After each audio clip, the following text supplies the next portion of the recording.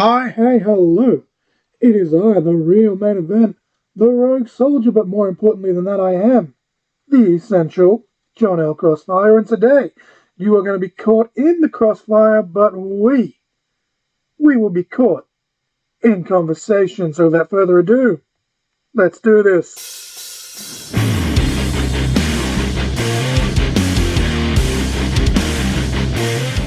Hello, ladies and gentlemen, and welcome to another episode of Caught in Conversation. As always, I am the essential John L. Crossfire. Of course, you know that after you've heard the intro, Lord knows how many times now.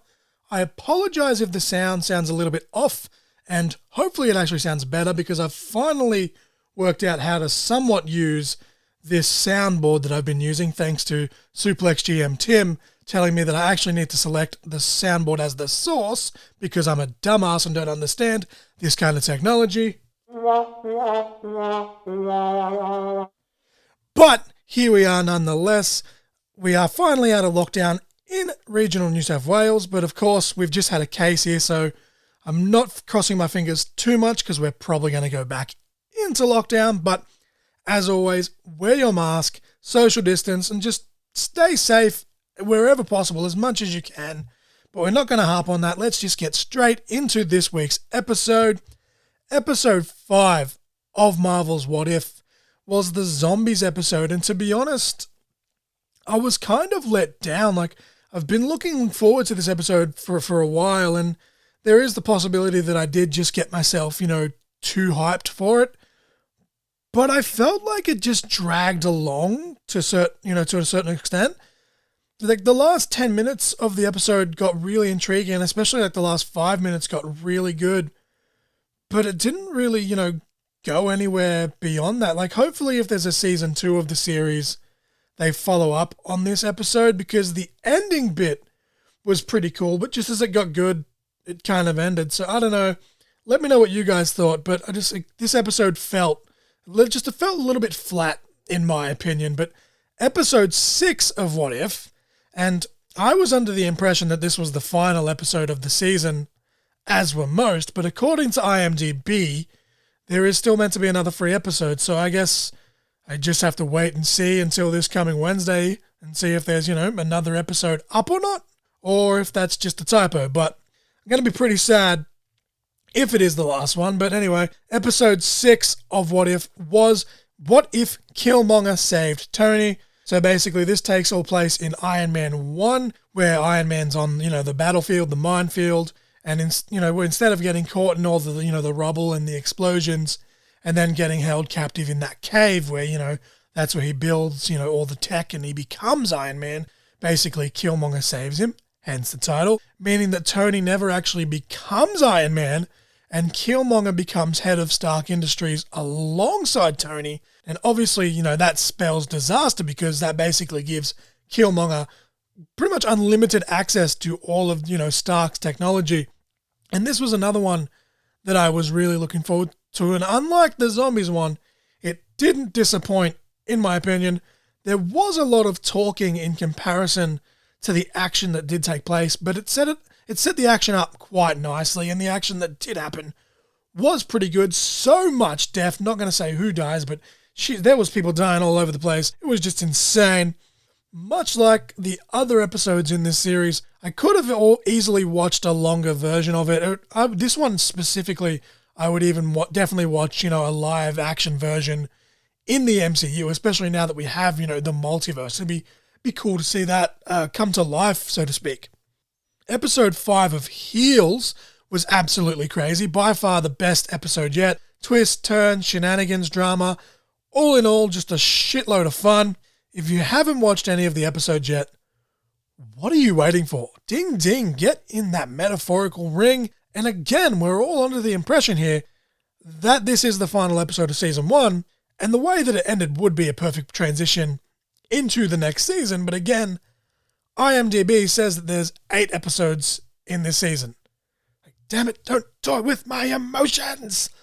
Over on SmackDown, and again, of course, because SmackDown usually happens just after I record this, so this is going to be last week's episode, but I was wrong. Becky Lynch is doing a brilliant job as a heel, with the big-time Beck stuff, from the outfit to the little promo during the contract signing with her and Bianca Belair. It was just absolutely great. She's playing her part really well. She's still getting noticeable cheers, but the boos have come in a lot more, and they haven't been obviously piped in either, which is always a good sign. It'll be interesting to see how she turns up the heat on the next episode of SmackDown, which will have aired yesterday when this episode does drop. And once again, the Paul Heyman stuff between Brock Lesnar and Roman Reigns was great as well. Big E was creeping out Paul Heyman again outside of Roman's locker room, which was great. Edge and Seth Rollins had an absolute banger of a match. I actually enjoyed this match more than their SummerSlam match. The finish was just done absolutely spectacularly, absolutely beautifully. Of course, Seth Rollins picked up the win there, and Edge's, quote, injured. This will keep him off TV for a few months until he comes back for either a third match with Seth or to reignite a feud with someone else. Big pop for the Demon King persona of Finn Balor finally returning as predicted / expected, especially off the back of the other episode, the week before that where the lights went out, they went red. Then Finn's music kind of hit for a second, but then quickly come back off and everyone was left wondering with what the hell was that? But yeah, Demon King's finally back. It's going to be Roman Reigns versus the Demon King at Extreme Rules, so that's going to be a cool one. Over on Raw, before the show even kicked off, Big E stated on social media that he intended on cashing in his Money in the Bank contract on tonight's show. Of course, intending to do something and actually doing something are technically two different things. But I'm glad that in the opening segment of this episode of Raw, that MVP touched on the fact that the tag team title match in the main event was changed to a singles match with Randy Orton challenging for the WWE Championship. And, MVP says that this is due to Randy Orton's politicking. So it's a nice little touch to cover up, the rewrites and basically false advertising. But I guess, they always say in wrestling, card is subject to change.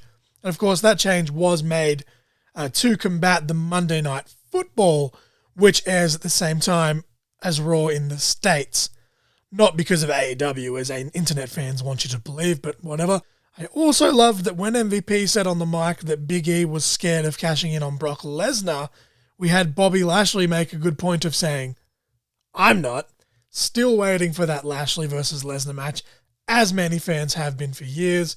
I'm expecting Lashley to actually face Lesnar in the coming months before Lesnar disappears again. Alexa Bliss gave Charlotte a gift, and it was a creepy doll to rival Alexa's doll, Lily, which she called Charlie, of course. People once again complaining that this is wrestling, but they fail to realize, yet again, that this is a television show about wrestling, not a wrestling show.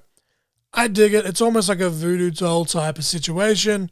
Basically that, Alexa was hinting that when it's all said and done, that's all that will be left of Charlotte, when Alexa's finished playing with Charlotte after she takes the championship from Charlotte at Extreme Rules, at least in Alexa's mind. Honestly, all the Big E stuff throughout this entire episode was great. Backstage, the RK Bro stuff backstage, specifically with Big E, was great.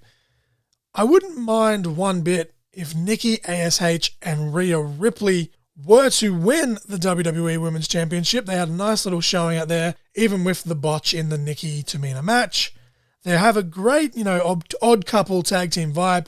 I really like the odd couples, as I've documented on the podcast before, but it seems like WWE kind of has they have a fair few at the moment. Like, people always complain about, random people just being chucked into tag teams. So it feels like WWE's answer to that is like, we'll just, try our best to at least make them entertaining. And I worry that, they're going to oversaturate the odd couple, prospect, because they have 3, maybe 4 odd couple pairings straight off the top of my head. So I just hope they don't do any more until at least, they break some up. Again, I'm a big fan of the odd couple dynamic, but less is more. Doudrop absolutely destroyed Eva Marie yet again, as she should have, this time in an official matchup, which she picked up the match. Me and Mrs. Crossfire had a laugh because they made a big deal about Eva Marie returning, and I don't think she's actually won a single match since she came back. Just a little food for thought there. We got a very good promo from Karrion Kross. He was wearing a Hitman-esque suit, so people can hopefully stop losing their minds. Bobby Lashley retained the WWE Championship in a very competitive match over Randy Orton, both men looking super, super strong. Brother. Lashley put Orton through a table after the match and injured his own knee in the process. Wink, wink. After the match, Big E delivered on his promise from earlier in the night and did indeed cash in his Money in the Bank contract after a nice little back and forth with Bobby Lashley. And your new WWE Champion, Big E. So much yes. The crowd went absolutely nuts. I was right there with them. I went absolutely nuts. Mrs. Crossfire went nuts. I actually still have the very first shirt that they ever released for Big E on the main roster around here somewhere. I've been a big fan of Big E since day one, so this got me really good. I actually popped even harder than I did back at WrestleMania 35 when Kofi Kingston, also of the New Day, of course, one of Big E's partners, when Kofi Kingston won the WWE Championship from Daniel Bryan. Big E got lots of "you deserve it" chants, and who can dispute that? You deserve it. On NXT, Samoa Joe released a video on social media earlier in the week stating that he would have to relinquish the NXT Championship, which is super unfortunate, but I hope this leads, to him coming at least back to commentary, as he was severely underrated behind the desk, in my opinion. I just hope it doesn't lead to him, getting released again. But this would lead to the Fatal 4-Way match, which was meant to be a number one contenders match to face Joe, being changed to be made for the actual NXT Championship instead. And the amount of people that are blaming Vince, for Joe's injury, saying it's all Vince is doing, is just absolutely hysterical. Like, Joe has been injury prone since TNA, which is an unfortunate thing, but it is what it is.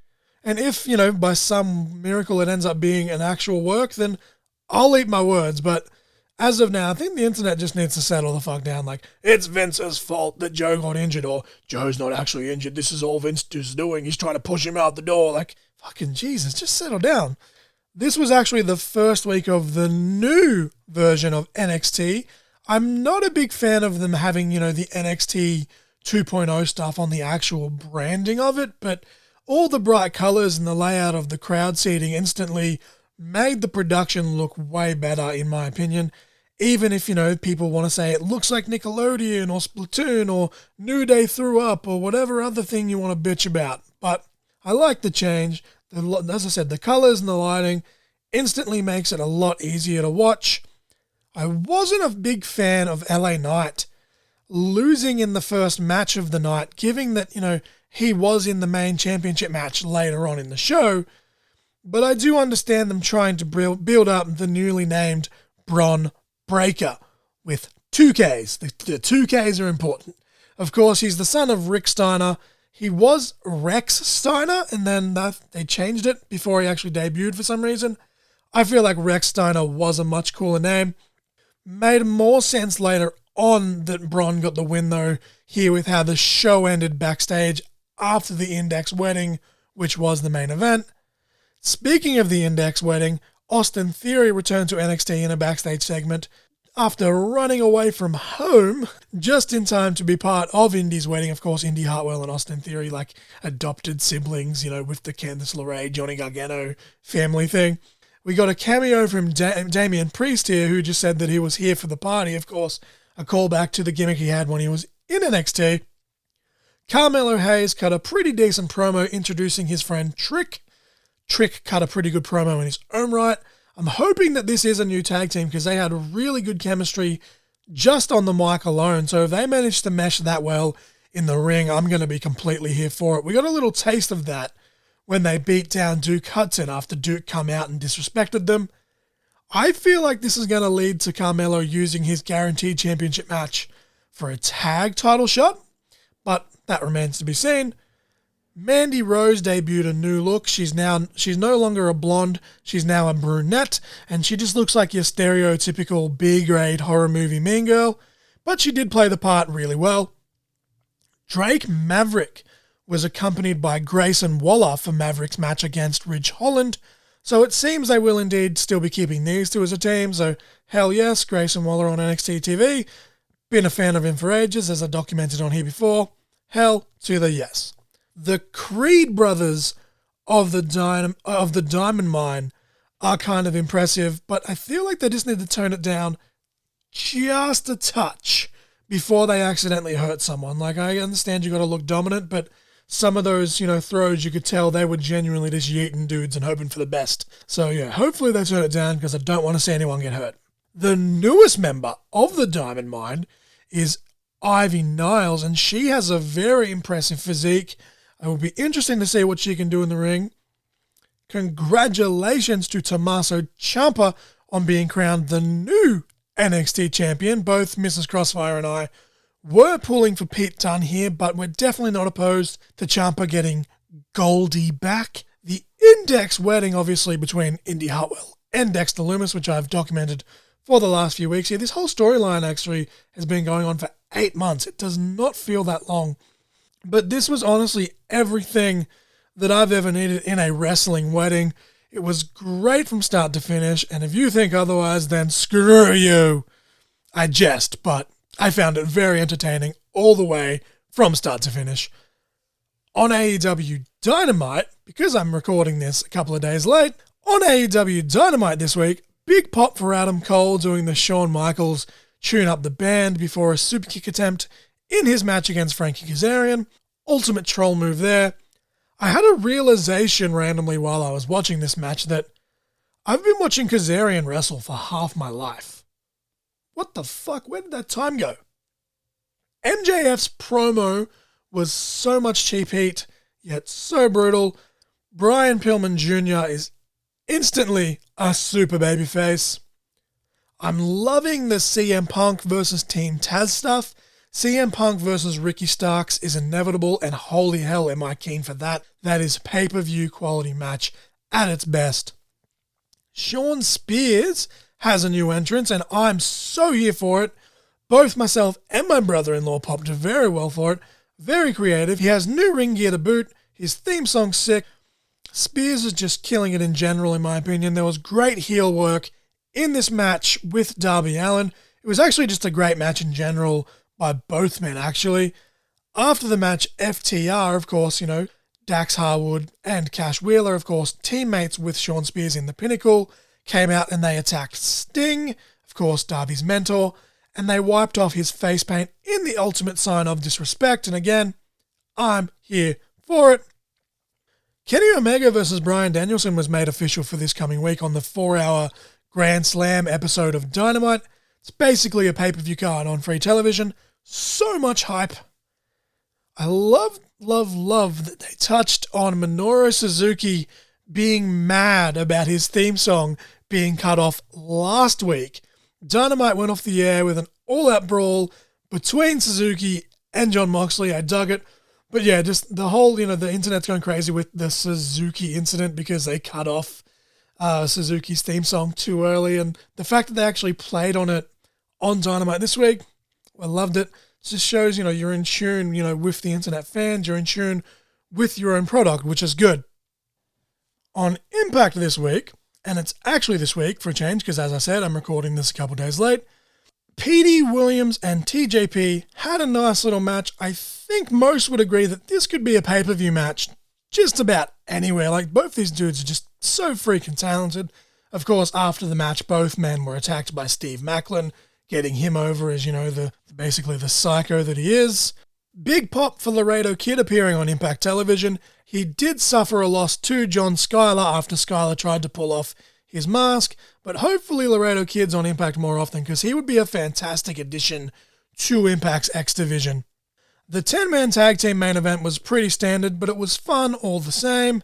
Lots of, moving parts and layers to all the different stories. Eventually Josh Alexander got the win there when it looked like Christian was about to. Obviously Josh Alexander, the X Division champion, Christian, the world champion. So it was just a nice little, champions trying to outdo each other kind of thing.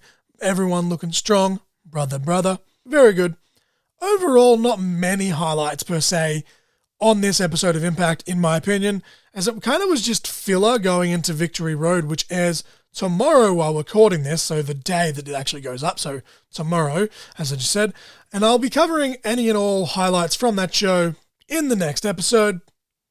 Your song of the week this week is another new track from Citizen Soldier. As always, it's an absolute banger. These guys just keep putting out great stuff.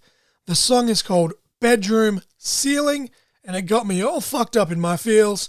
It dropped just a few days ago upon recording this.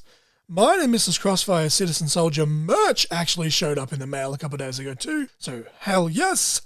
Again, that song was Bedroom Ceiling by Citizen Soldier.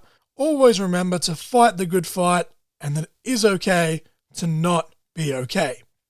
In the wrestling news this week, last week's episode of SmackDown in Madison Square Garden went down as the highest grossing episode of SmackDown in its show's entire history in terms of ticket/merch sales. So that's kind of cool, but that does also make you shake your head even further at all the budget cuts. Wink, wink, you know? It's just like they're doing well for themselves, but I get it. Budget cuts is just the reason. It's not actually budget cuts for the most part. It's just a lack of creative, but it is what it is. Good job, WWE, on, having such a high-grossing episode of SmackDown. Not that anyone was expecting anything less, especially after having a pandemic. Everyone's just great to be back. And then you throw in, the world's most famous arena, Madison Square Garden. I think it was kind of obvious success from the get-go, but yeah, just makes you shake your head when you think about it, when it comes to the budget cuts. But that was just a little rant. But according to Fightful, Pete Dunne has signed onto a new deal with WWE for another 3 years. It'll be interesting to see where that goes. I thought surely with him re-signing that he would have been crowned the new NXT champion. As I said before, I was actually pulling for him, but Ciampa won. But yeah, it's just weird. But hopefully he actually, gets somewhat of a push and not just, stays around for 3 years as like Ridge Holland's lackey, because the Bruiserweight has so much talent, still very much in his prime. Hell, I don't even know if he's even actually hit his prime. He's just been doing it for so long from such a young age that you forget, that he is actually so young. But yeah, Pete Dunne has re-signed for another 3 years with WWE. Speaking of contracts, the exact date of Kevin Owens' contract expiring has been revealed to be January 31st, 2022. So one has to wonder if he will resign or if he is truly on the way out. I could easily see Kevin Steen in AEW, as I mentioned last week. Rumours of Sami Zayn's contract ending have been floating about too, but I'm yet to see a date, reported on by a reliable source. A really big one to come out of all of this contract talk, though, is that it's been revealed that longtime NXT star Johnny Gargano actually has his contract coming up on December 3rd, 2021, so only a couple of months away. One has to assume that being a mainstay in the NXT brand, that Johnny will most likely re-sign, but anything is possible now more than ever, especially with the recent signings by AEW. But we're just going to have to play the waiting game on that one. Your match of the week this week, off the back of the Fatal 4-Way match to crown the new NXT champion, and the fact that the main event of the Ring of Honor show I'm about to review was also a Fatal 4-Way, your match of the week this week is Batista versus CM Punk versus Rey Mysterio versus The Undertaker at Bragging Rights 2009. This, of course, was a Fatal 4-Way match for the World Heavyweight Championship, of course, the big gold belt, the famous big gold. Spoiler alert for those that haven't seen this match. This is the match with the famous Batista heel turn on Rey Mysterio. You were supposed to be my friend. Classic wrestling drama. Again, that match is Batista versus CM Punk versus Rey Mysterio versus The Undertaker at Bragging Rights 2009. And as I just said, for the main portion of the show, I will be reviewing, or a recap-ish, as I like to say. I'll be doing a review of Ring of Honor's Death Before Dishonor pay-per-view for 2021 that took place this past week. This took place, once again, like their previous events, at the 2300 Arena in Philadelphia, aka the old ECW Arena. On the pre-show, the show started with a 10-bell salute to the late Daphne, who unfortunately left us a couple of weeks ago now. It still absolutely rocks me, to be honest. And you can go back to last week's episode to hear me reminisce about Daff. But yeah, rest in peace, Daff. Got me all up in my feels from the get-go. And then we kicked off the action with the 15-man Honor Rumble. The winner would receive a shot at the ROH World Championship. Entrant number 1 was the Mecca, Brian Johnson, hometown boy here. Entrant number 2 was Brian Malonis, one half of the Bouncers tag team. Entrant number 3 was the Beer City Bruiser, the other half of the Bouncers, so Brian Johnson was royally screwed here. Entrant number 4 was Danhausen, no swearing. Danhausen tried the chokeslam both of the Bouncers, but they gave Danhausen a double-team chokeslam of their own for his trouble. Entrant number 5, and it was revealed that this was in fact a 16-man Rumble. Swerve, bro. With Caprice Coleman leaving commentary and eliminated both the Beer City Bruiser and Brian Malonis by himself. Beer City Bruiser being the first man eliminated in the entire match all up. Entrant number 6 was my boy, the Metalhead Maniac Sledge. Came in and just put the boots to Brian Johnson. Entrant number 7 was PCO. He went straight to Brian Johnson. Of course, PCO and Sledge still have a slight rivalry, all the while both being tag team partners of Danhausen. PCO swatted Danhausen across the ring as PCO and Sledge started to slug it out, but then they made up just in time for the next entrant to come out. And entrant number 8 would be PJ Black, who is the mentor of Brian Johnson, so finally Johnson would get a little bit of help. Entrant number 9, we had Dak Draper. He came in and just cleaned house and went to work trying to eliminate Sledge. Entrant number 10 was Silas Young. Entrant number 11 was Ray Orris, just as my boy Sledge, unfortunately, was eliminated by Dak Draper. No!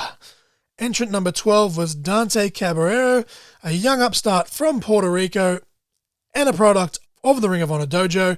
He had a quick flurry of offense, looking impressive. Brian Johnson actually eliminated Danhausen, which meant that his hometown crowd turned on him and chanted, "Fuck you, Macca." So that's great. PCO malfunctioned and eliminated himself. PCO is actually leaving Ring of Honor once his contract expires in the next couple of months. He's already giving his notice.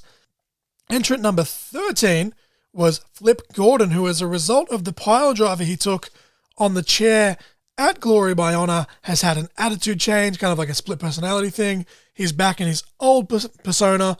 Big old babyface here. He thinks we're in 2018. Flip eliminated Silas Young. Entrant number 14 was Joe Keys, another product of the Ring of Honor dojo and a man that has been impressive as of late in the pure division. Flip Gordon would think that Joe Keys and Dante Caballero were actually the Young Bucks, and he received the double super kick for his trouble. Nice little comedy spot. Entrant number 15 was Cheeseburger, or the world famous CB. CB come in, straight away hit his trademark pipe strike. Entrant number 16, so the final entrant, was Alex Zane. Hell freaking yes. I wanted to scream at this point, but Mrs. Crossfire hadn't quite gotten out of bed just yet, so I didn't want to wake her up, so I had to contain myself. Of course, Alex Zane back on the indies after a brief spell in WWE as Ari Sterling and then being released, which I have talked about here on the pod. Alex Zane went on to eliminate Dak Draper, who at that point was the biggest man left in the match. We got a face-off between Alex Zane and Flip Gordon. So much yes, we need that match ASAP. The two had a nice little exchange here until Brian Johnson went offense on Flip Gordon, but Flip would go on to eliminate Brian Johnson. At one point here, we had a spot with PJ Black, Flip Gordon, and Alex Zane all on the same top rope at the same time, and I was just like, shit. But Zane went on to hit a double Frankensteiner, or Hurricane Rana, call it what you want, on both PJ and Flip.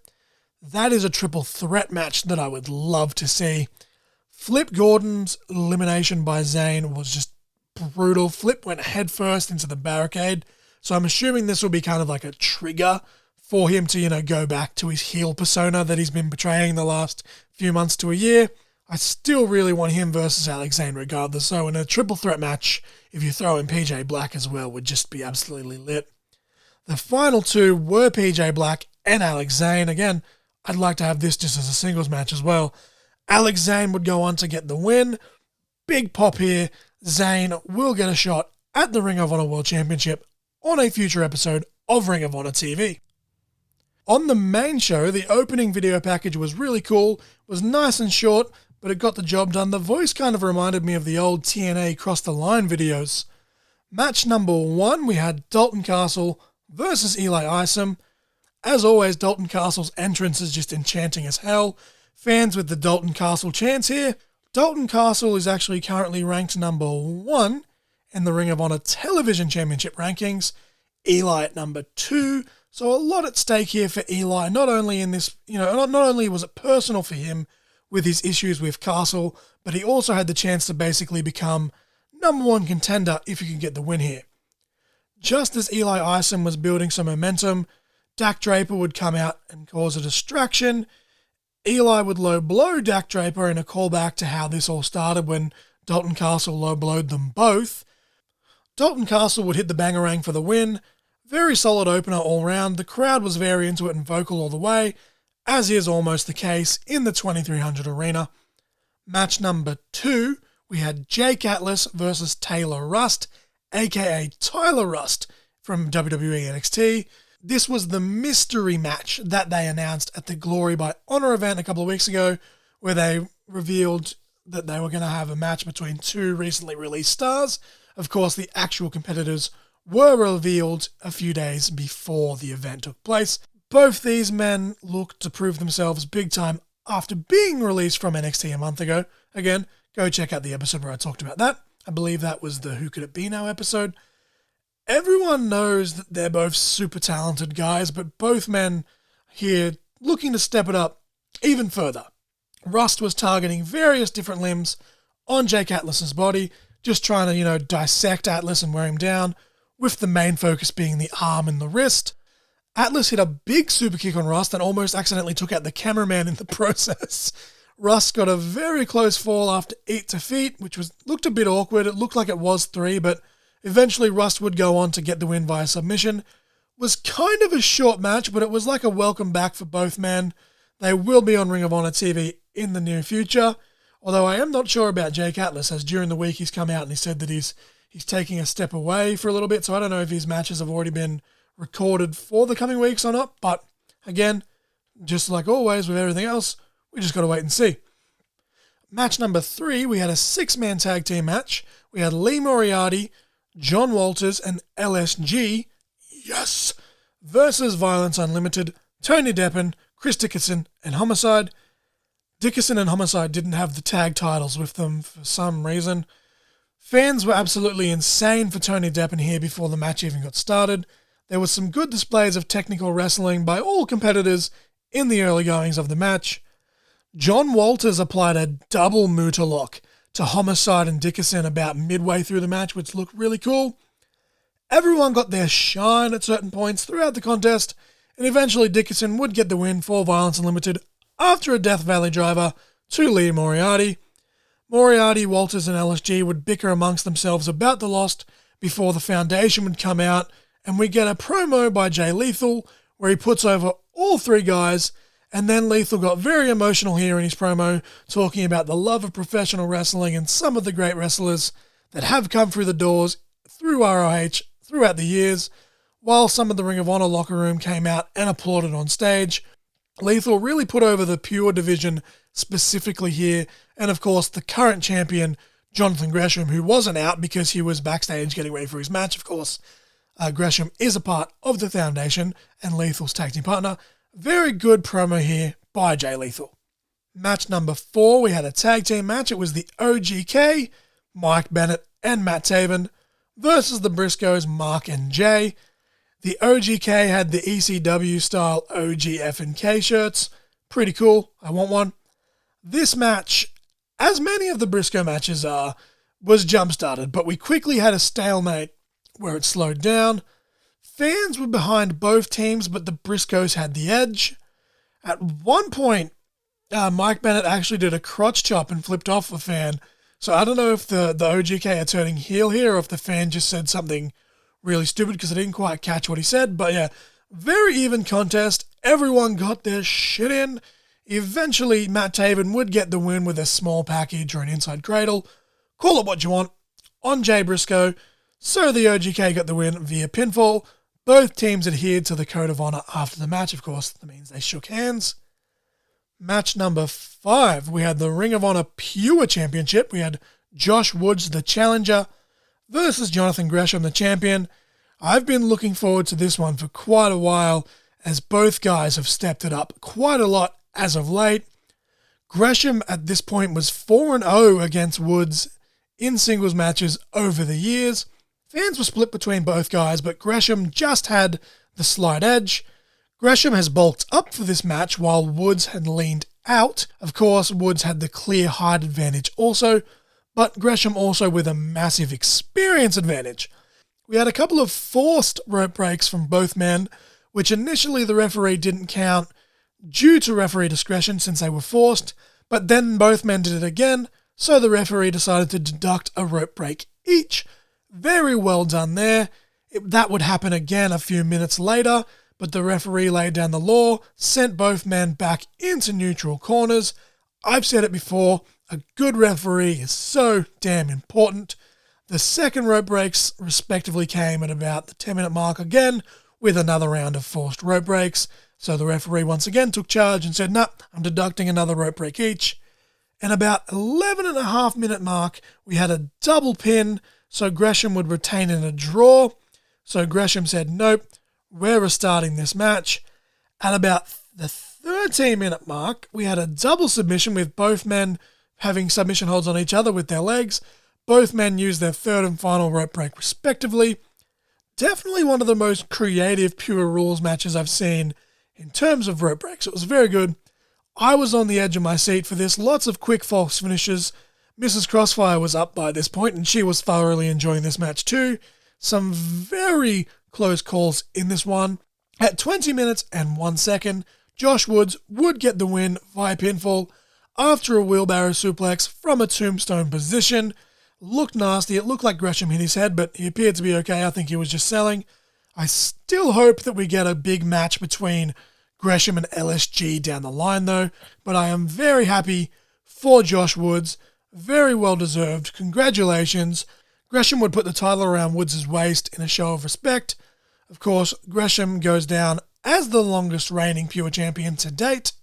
Match number 6. We had the Ring of Honor World 6-Man Tag Team Championships. We had LFI, Kenny King, Bestia, who was filling in for Roosh, who's actually out with an injury, but he will still be on TV for the next couple of weeks due to the pre-tapes.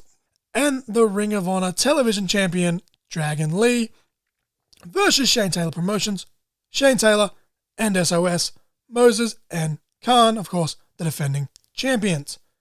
Congratulations, by the way, to Dragon Lee and his wife on the birth of their baby girl.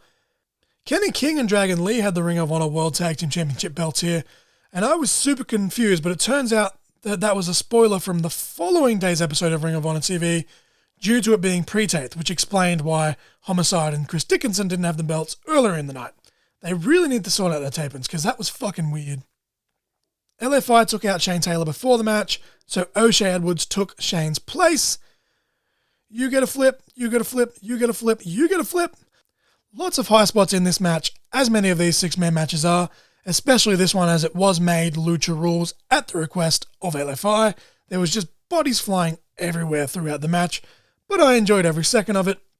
There was a few false finishes in here, some of which could have been timed a little bit better, but it still didn't take away from the action.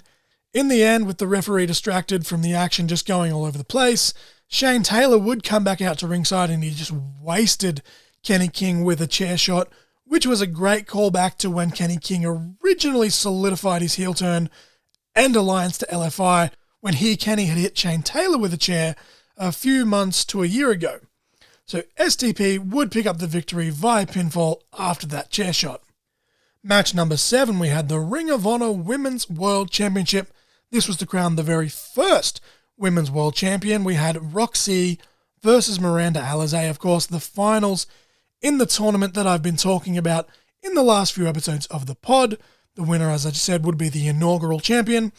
The video package going into this match was just absolutely great. Ring of Honor does a fantastic job with, their sit-down interview / side-by-side promos.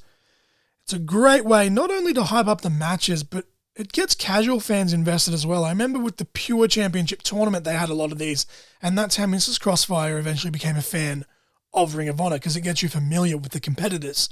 Fans were solidly behind Roxy in this matchup, which started nice and technical, as expected, since both women did advance to the finals with respective submission victories in the last tournament matches that they had. It was a fairly fast-paced match. Of course, Alizé is trained in the Lucha Libre style, and Roxy is just a firecracker in her own right. Alizé was biting Roxy's fingers at one point, solidifying her as the heel, making her look desperate, yet aggressive. Alizé was mocking the fans' chants for Roxy while she had Roxy in a rear chin lock, as well as being very nonchalant with a lot of her pin attempts. Roxy showed a lot of heart and resilience throughout this contest, constantly trying to battle back from Alizé's offense. Roxy came very close to tapping to Miranda's crossface, which of course is called the Miranda Rights. She just managed to get to the ropes, however. For the rope break, of course, this is a regular match, not a pure rules match, so you have unlimited rope breaks. There was a nasty crash and burn outside to the ring when both men almost got counted out together. Of course, you can't crown a champion if the match ends in a draw. Alizé hit a big cutter, but Roxy shut her down as Alizé was attempting her drive-by Shining Wizard. But Miranda Alizé was able to put on the Miranda Right submission again, but Roxy was able to reverse it into a crossface of her own, and Miranda Alizé narrowly avoided tapping out to her own move. After a nice back and forth, Roxy was able to hit her trademark Sunset Bomb, which she calls Code Rock, of course, a play on the term Code Red, which is what the move is commonly referred as, which led to the victory via pinfall. Congratulations to Roxy on being crowned the very first women's champion for Ring of Honor. Very well deserved. Her family would join her in, celebrating in the ring. I do feel like they cut too quickly from, her celebration to the promos for the main event, but I get it, they're running short of time. But I just feel like Roxy should have got just another couple of minutes to celebrate in the ring, especially with how over the fans were, for her, or especially how over she was with the fans, rather. Match number 8 / the main event, we had an elimination fatal 4-way match, so basically a 4-way dance. For the Ring of Honor World Championship, we had Flamita, Brody King, and EC3, the challengers, versus Bandito, of course, the defending champion. Once again, though, the video promo leading into this was very well done. All 4 guys battled all around ringside. EC3 no-sold a chair shot, which was kind of meh, like he's making himself look like a superhero, but whatever. You gotta look strong, brother. But when EC3 returned the favor, the referee caught him, so EC3 was eliminated by DQ.